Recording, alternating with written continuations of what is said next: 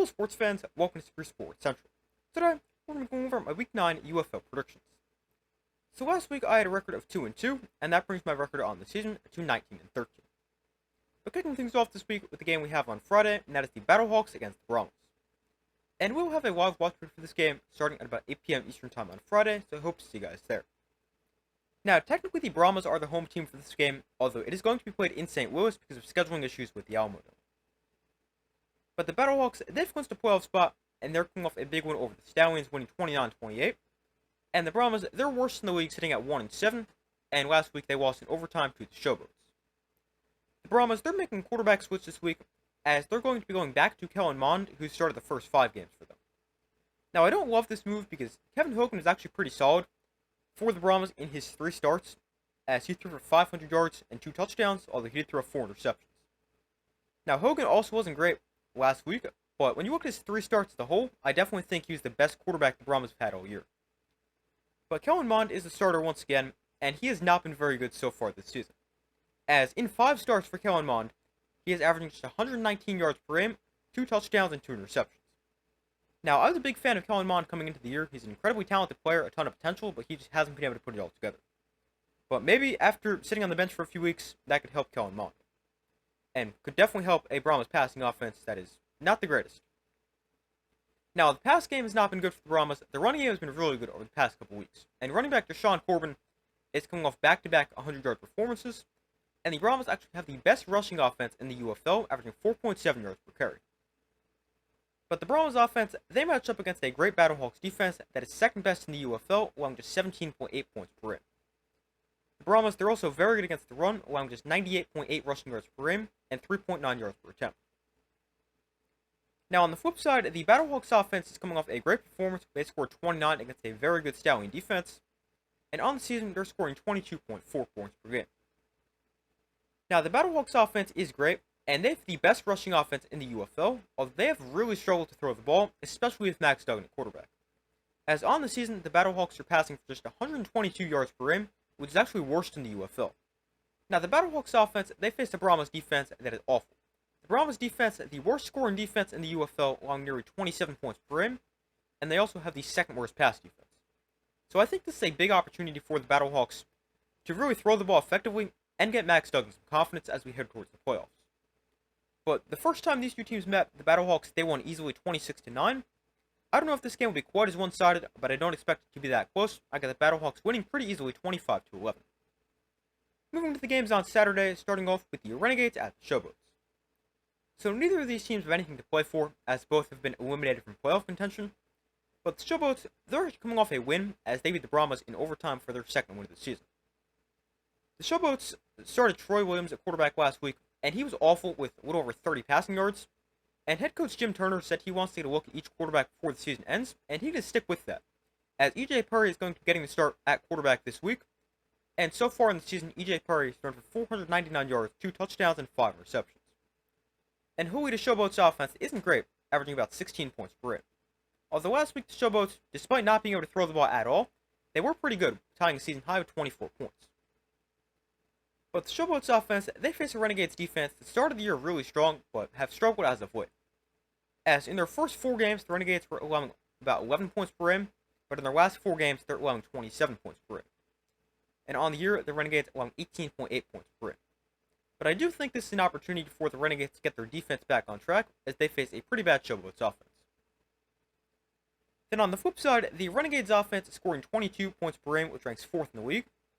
And now there was some speculation that the Renegades might make a quarterback switch now that they've been eliminated from playoff contention, so they can get a look at either Holton Ellers or Luke Lennon. And I wouldn't be surprised if that's the case next week, but they're sticking with Luis Perez this week, and I think that's the right move, especially because Perez, he's been playing very well over the past couple weeks, and last week he threw for a season-high 350 yards. But Perez and the Renegades offense, they match up against the Showboats defense. It's actually decent, allowing 21.2 points per game, and they're great against the pass, allowing just 147 passing yards per game, which is best in the UFL by quite a bit. So maybe the Showboats, they can slow down Luis Perez. Now, I can see an upset here, especially if the Showboats don't really let the Renegades throw the ball, but I am going to take the Renegades to get the win. They've been the better overall team so far this season. I think their defense will play a little bit better against not great offense, And I think Luis Perez will have another pretty good game, even against a great pass defense, because he's just been playing on another level as of late. But I've got the Renegades with the win by a score of 24-12.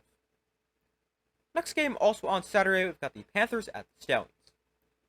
So this is actually a playoff preview, as these two teams will meet in a couple weeks in the USFL Conference Championship game.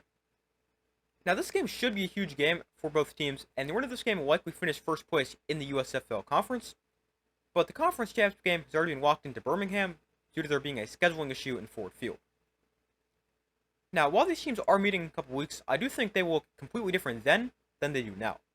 As this week, both teams are playing their backup quarterbacks. As for the Panthers, Danny Etling is starting his second straight game, as Bryce Perkins remains out with an ankle injury. And for the Stallions, Jamar Smith will be starting for the second straight week after he had a good performance last week. Now, the Stallions offense, they were great last week with 28 points, and they've been playing pretty well as of late, as they scored 28 points last week and 33 the week before. And on the year, the Stallions are now scoring 21.5 points per game.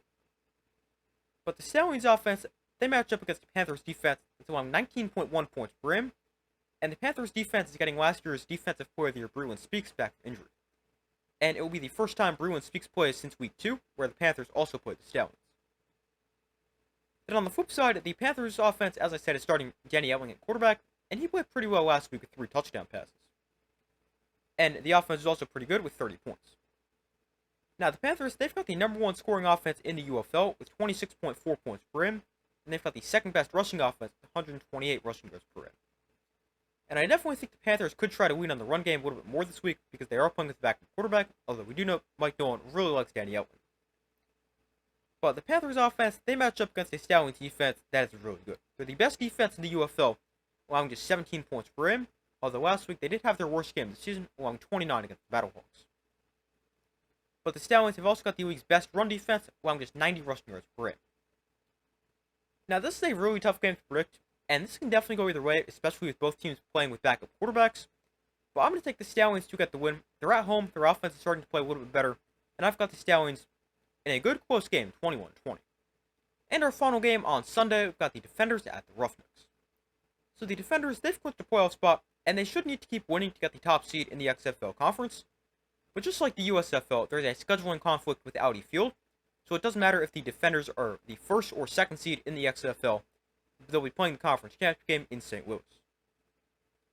But the Defenders, they're tied for the best record in the UFL at 6-2, and they face a Roughnecks team that's 3-5.